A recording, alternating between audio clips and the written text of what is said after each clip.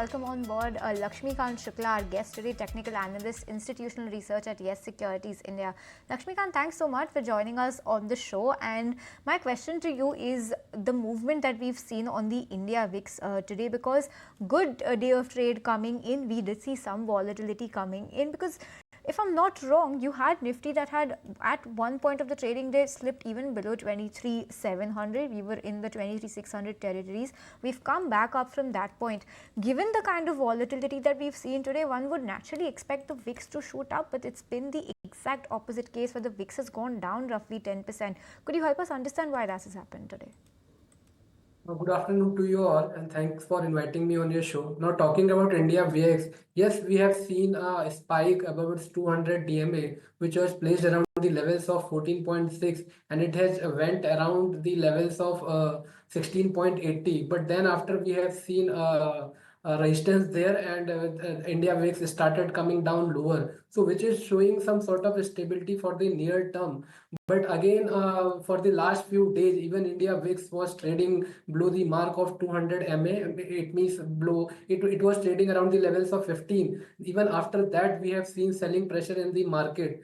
Yes, we could see some sort of stability due to the oversold conditions in the indicators as well as oscillator. But I think market textures became weak as it started trading below 200 DMA, which is placed around the levels of 23,850. So that would be the first hurdle for the Nifty. If Nifty has to surpass, if Nifty has to gain momentum, then it has to surpass the levels of 23,850. Then any meaningful recovery will come above the levels of 24,100. Then we can say that Nifty will out of the wood. Otherwise, we would continue to suggest to follow the strategy on sell on rise, and until we see any decisive close of the levels of 24,100, view will remain tentative on the index, and we could see more selling pressure if Nifty breaches its prior month swing low, which is placed around the levels of 23,260. Then a further downward correction we could expect in the near term.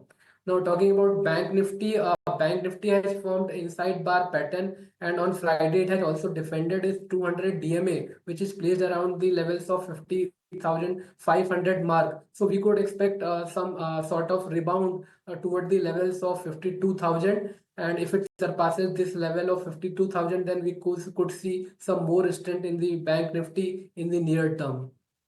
All right, so here's hoping that before that downward breach finds us, there's a Santa rally that finds its way to the Nifty as well. But, tell you what, in this market, where are you bullish? What are the picks that you have for our viewers then? We are talking about sectors. I think defensive is one of those sectors which we can utilize in this downturn of Nifty. So Nifty Pharma, Nifty FMCG. These are the two sectors where we can go long and can initiate a long side bet in the near term.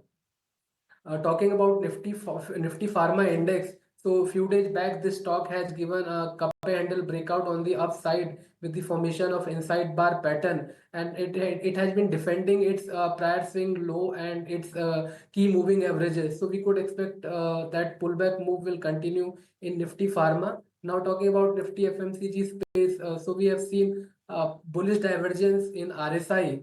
So from here on, we could expect some sort of pullback move toward the levels of 5,750 to 5,800 with the initial downward move where we can see support of 55,500. So our preferred pick from these two spaces. So first one is Apollo Hospital.